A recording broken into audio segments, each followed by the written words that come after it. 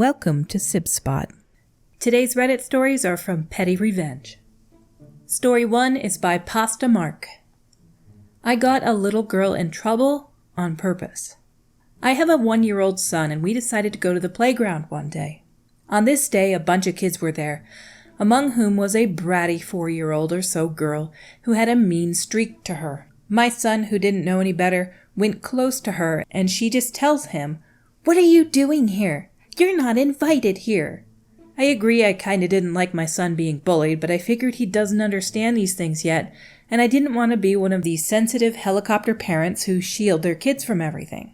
So I just took my son and we played elsewhere. Later on, I see that her grandma was there, and it seemed like she's not one of those loosey-goosey grandmas. So while the girl was close to her grandma, it dawned on me I could bait her to be mean to my kid in front of Granny. So I placed my son close to her since I figured he wouldn't understand anyway. And it worked. She said, "You're not welcome here. Go away." And her grandma heard and she got in trouble, and the grandma said they will now go home since she can't be nice. She fought it but couldn't do anything. Part of it is that I think Granny just wanted to go home. Lol. This is one of those really short and sweet petty revenges that is just epic. So many people gave it upvotes. But what I don't understand is why this little girl thinks this 1-year-old is not allowed or invited to be here?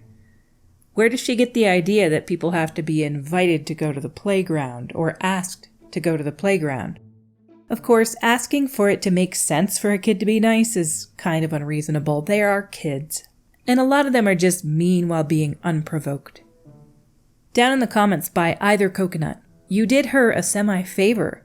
You gave her the opportunity to display some behavior that an adult in her life should be correcting, and fortunately, Grandma was up to the task.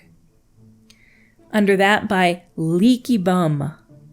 Yeah, thankfully the grandma corrected that behavior.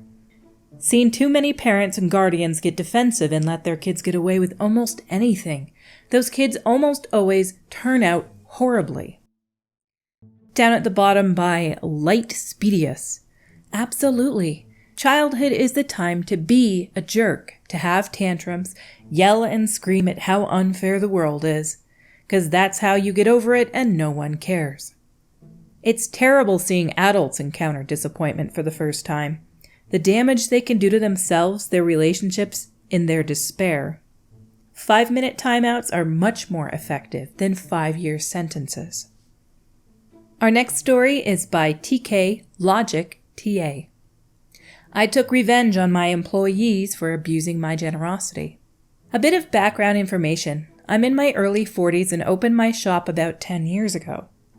I used to be one of the full-time mechanics, but now entered more of an entrepreneur role, owning more properties and businesses. I still visit the shop every Friday, or randomly to help.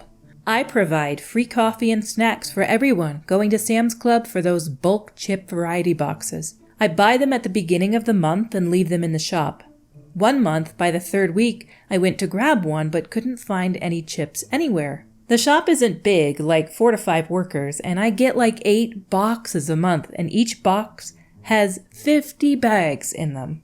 I thought it was outrageous to go through 400 bags in 3 weeks. The shop is only open 5 days a week with normal business hours, so I called everyone together for a basic meeting, saying to be mindful of how many bags they're taking. Everyone said they've only been taking 2 to 3, and the math just doesn't seem right, but who's bothering to count chips? Me, it seems. I let everyone go, then leave to buy some more again.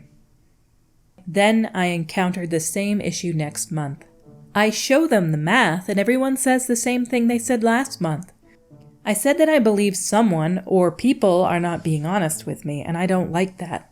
One day it's chips, and soon it could be more. I leave, and this time I didn't bring back any chips. The next Friday at the end of the day I come back with chips again, which seems to make everyone excited since there weren't any for a week, but I announced there would be some changes. I also had brought a couple of vending machines with me. Number 1, no more free chips. 2, no more free water bottles. If you want water, you can get it from the water fountain in the lobby or tap. Number 3, no more cable. Number 4, cheaper free coffee, no more Starbucks pods. Number 5, increased temperature ranges, 68 to 76, used to be 72 all year round. Number 6, removing my personal tools from the shop. I believe every mechanic should have their own tools and was lenient with them, basically always using my tools and even having to occasionally replace them even if I wasn't the one who lost it. Everyone was pretty stunned, and one of the mechanics even had to drag his toolbox from home to be able to work properly again in the shop. The chips and canned drinks aren't that expensive. It's like 50 cents a piece. A box of chips is like $20, so yeah, this is all basically over a few $100s every year. I believe everyone here is getting paid fairly based on where we are in the Midwest. Most of these individuals I've known for years, and the turnover is pretty low. Most of it is apprentices graduating or senior mechanics wanting more money, but there really isn't any unless you want to go to management in another shop. Don't take advantage of a nice thing or it may go away. I guess this right here is the better option to setting up a camera and trying to see who's taking these bags of chips home with them. Because most of the comments are suggesting that somebody is probably doing that, taking a ton of chips home with them all the time. Our last story is by Thunderhole66. That sounds dirty. Thunderhole. I wish I wasn't so careless.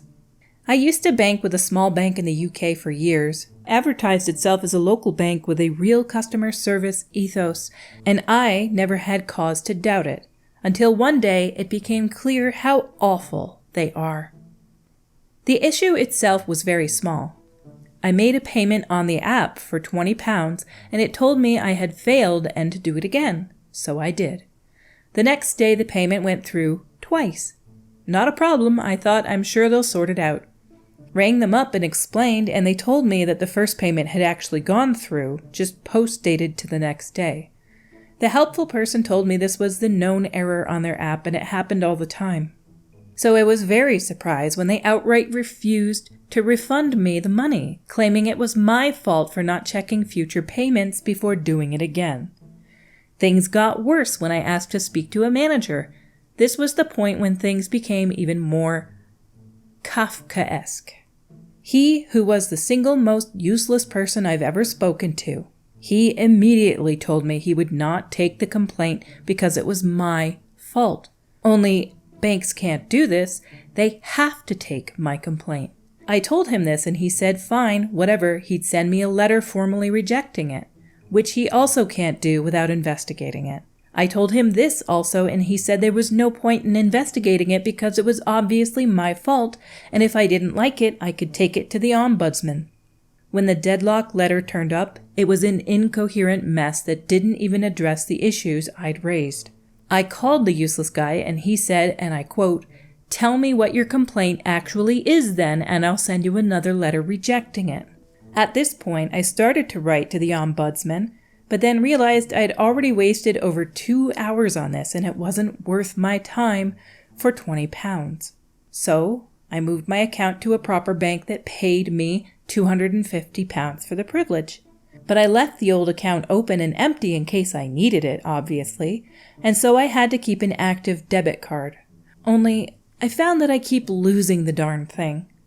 Fortunately, it's super easy to order a new one on their app. Takes 10 seconds and I don't even need to speak to anyone, which is great, as I've found I'm losing them quite a lot of money. Once a week on average, for the last 4.5 years. This person's holding a super grudge.